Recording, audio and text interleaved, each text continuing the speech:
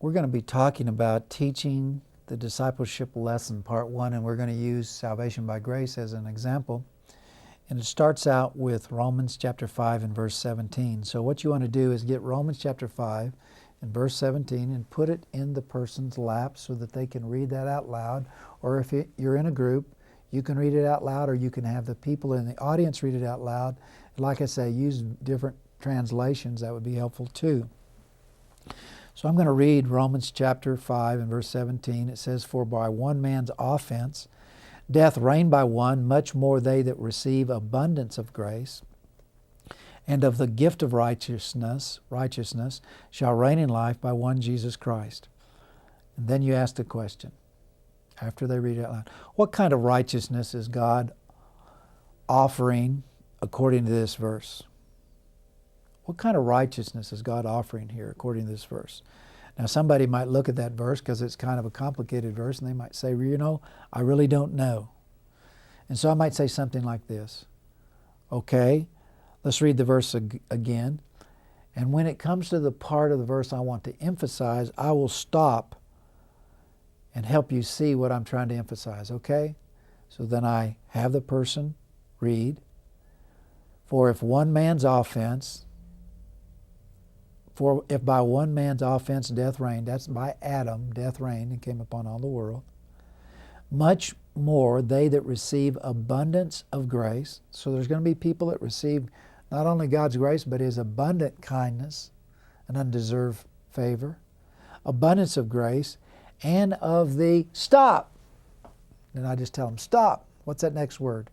Gift. The gift of what, Sally? The gift of what, Johnny?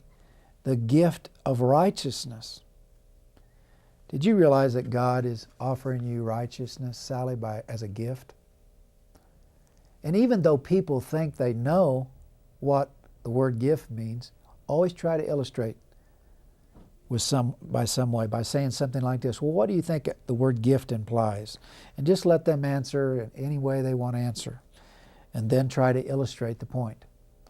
You know, if I bought bicycles for my children on Christmas, and I gave them the bicycles on Christmas, and then I said, and by the way, in January you're going to start making payments, would that be a gift? No, that wouldn't be a gift. You're making them pay for that. If I bought some groceries and said, I'm going to bring groceries over here and give it to you as a gift, and then after the Bible study I said, by the way, you owe me $53.20. They'd say, what? I thought this was a gift. A gift is free and you're going to make me pay for this? See, that's exactly the point I want to get across.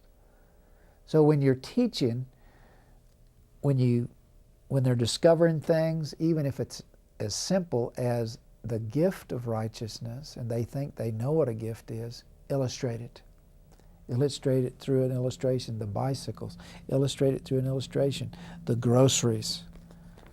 You see, a gift also costs something to the person that purchased the gift, but to you it's being given freely. You know what? It cost God the death of His very own Son, but it's offered freely to you. So I hope some of these points in teaching the lesson part 1, you'll see how to get them to read the Scripture out loud, how to ask a question, and even if they get the question wrong, that you can stop them at a particular point in the verse to emphasize a point. Then illustrate with illustrations the things that you're trying to say, and it'll be much more helpful in your teaching. God bless you.